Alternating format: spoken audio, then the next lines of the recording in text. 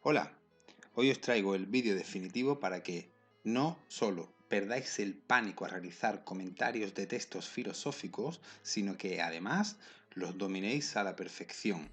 Y junto a este vídeo con todas las explicaciones detalladas, os dejaré tanto los apuntes como el esquema que he utilizado para desarrollarlo.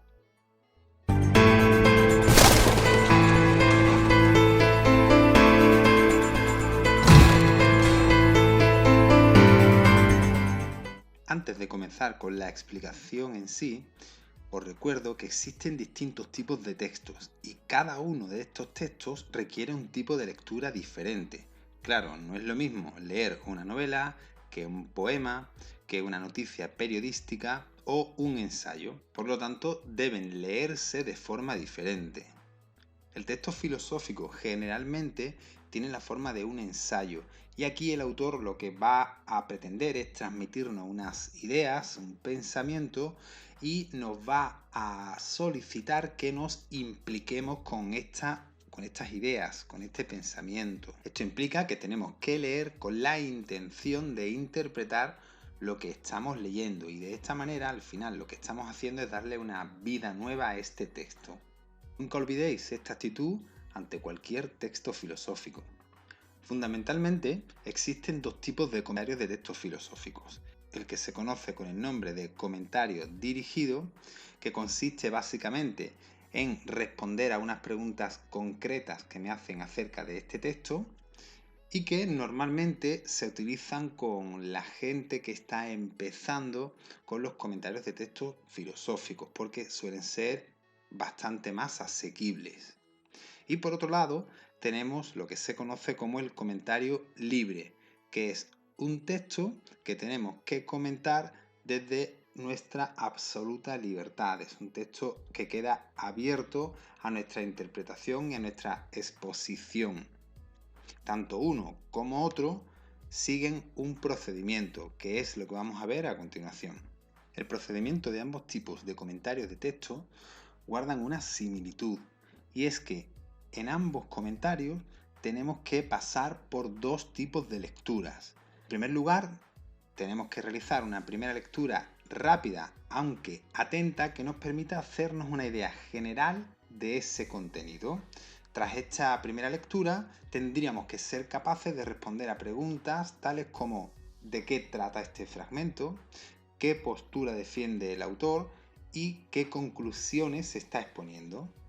Tras esta primera lectura, tendríamos que realizar una segunda lectura más detenida y que siempre recomiendo que se haga con un lápiz en mano o bolígrafo.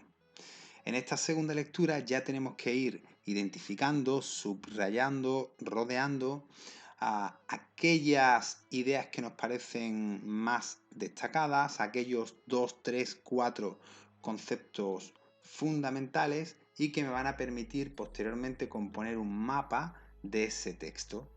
A partir de estas dos lecturas, que como hemos dicho es algo común que tienen los dos tipos de comentarios de textos filosóficos, el camino a tomar es diferente en función de si vamos a realizar un comentario libre o un comentario dirigido. Si lo que tenemos que resolver es un comentario dirigido, pues simplemente ya me limito a dar respuesta a las preguntas que me plantean. En cambio, si el comentario que tengo que realizar es un comentario abierto, libre, hay que poner en práctica una técnica que te explico a continuación. Esta técnica consta de 5 fases o partes. La primera fase es la contextualización. Efectivamente, lo primero que yo tengo que hacer es contextualizar ese texto desde un punto de vista social, cultural, histórico, dando una breve descripción de los acontecimientos más importantes que ocurrieron o que influyeron en el autor. Aquí se exponen brevemente algunas circunstancias políticas, económicas, filosóficas, relevantes respecto a la vida y obra del filósofo o filósofa en cuestión. La segunda fase es trascendental y se trata del análisis de la estructura interna de este texto. Aquí tendremos que realizar varias pequeñas tareas. Lo primero sería identificar la temática del texto, indicando si se trata de un texto de metafísica, de epistemología, de ética. Luego, brevemente, tenemos que exponer la posición que ha adoptado el autor en relación a esta temática planteada. A continuación, se expresa de manera explícita la idea principal del texto y, por último, se indican las distintas partes que componen el texto. Pues el presente texto tiene dos partes. Yo siempre aconsejo que cada una de las partes a las que hagamos mención queden identificadas. ¿Cómo? Marcando las líneas. La primera parte va desde la línea 1 hasta la línea 5 y aquí el autor está hablando de tal. Con estos pequeños pasos habríamos dibujado perfectamente la estructura interna del texto. La tercera fase tiene que ver con el análisis terminológico. Cuando hablábamos de que en la segunda lectura teníamos que hacerla con un lápiz en mano para ir subrayando ideas y conceptos fundamentales, pues precisamente era para esto. En esta tercera fase yo lo que tengo que hacer es sacar a un primer plano esos 2-3 conceptos, esas 2-3 expresiones más relevantes del texto y aclararlas desde un punto de vista terminológico. La cuarta fase hace referencia a la doctrina del autor.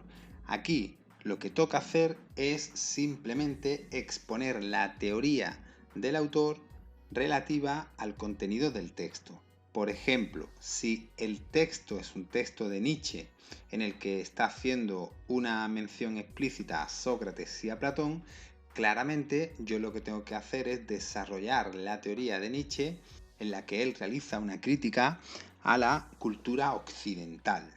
O bien puedes encontrarte el texto clásico del mito de la caverna de Platón y en tu texto habla de una manera clara y explícita acerca de las sombras y los entes sensibles.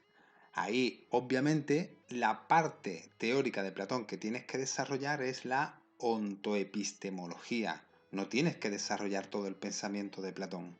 Y por último, para cerrar un comentario de texto filosófico abierto, debemos terminar realizando una contraposición de las tesis defendidas por el autor en el texto con la de otros autores o con otras tesis de la misma temática.